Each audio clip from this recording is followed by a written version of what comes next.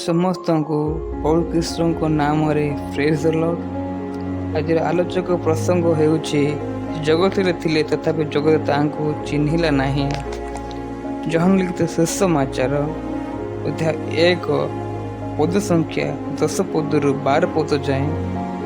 ସେ ଜଗତରେ ଥିଲେ ଓ ଜଗତ ତାହାଙ୍କ ଦ୍ୱାରା ସୃଷ୍ଟ ହେଲା, ତଥାପି ଜଗତ ତାହାଙ୍କୁ ଚିହ୍ନିଲା ନାହିଁ।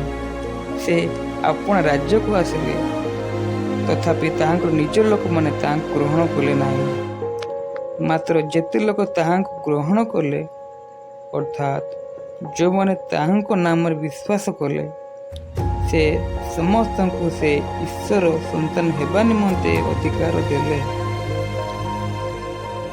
ପ୍ରଭୁ ଆଲୋଚକ ପ୍ରଭୁ ବାକ୍ୟ ଦ୍ୱାରା ସମସ୍ତଙ୍କୁ ପ୍ରଚୁର ଭାବେ ଆଶୀର୍ବାଦ କରନ୍ତୁ।